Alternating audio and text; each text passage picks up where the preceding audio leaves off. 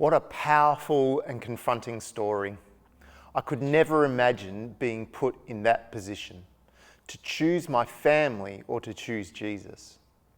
I pray that none of us ever have to, but when I hear this story, one of many things is drawn out for me. What's more important, my past, my present, or my future? These days I hear and use the term, be in the present. We spend so much of our days looking back. Even today, I hear people ask, when can we go back to the way things were? The question, I believe, is not whether or not we can go back, but rather, should we? Our passage in verse 3 is where we find Peter telling us it is a waste of time to look or go back. Even Jesus tells us, would-be disciples, not to look back in Matthew 8:21-22. When we look forward and follow Jesus, while we do leave things behind, none of it compares to what waits for us when we are not turning back. In regard to our story behind the hymn, I have decided to follow Jesus, the man stood firm in his faith, refusing in the face of death to renounce his faith and return to his former life. He chose to look forward no matter the cost.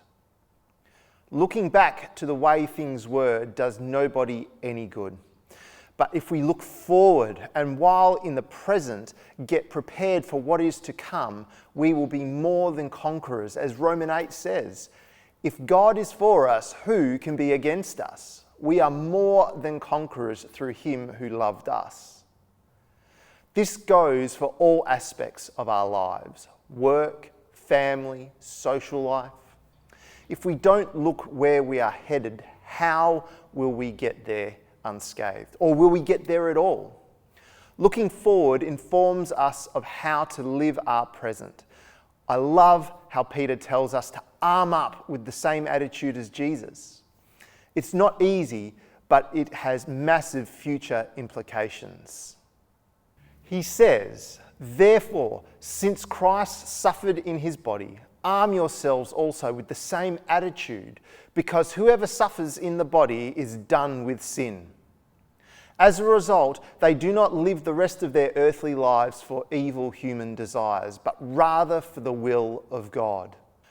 Catherine Booth famously said, if we are to better the future, we must disturb the present. So, what will we focus on moving forward?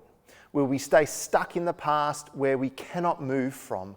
Or will we disturb the present by looking forward through the love of Jesus to the bright and glorious future that is planned for us? Whichever we choose will dictate our present. But choosing to focus on the future that Jesus has for us will keep us moving forward. I have decided to follow Jesus. No turning back. Have you? Now, if you haven't, but want to, I would love for you to do one thing for me. In the description, there's a link. If you click that, that will open up a private Facebook Messenger chat.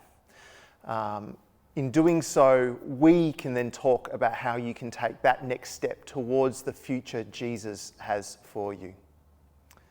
Well, God bless us all, and I'll leave you now with questions for this week, which are, what is something really important that someone has taught you? And the second question, who or what has influenced the way you see the world? God bless again, and I'll see you next week.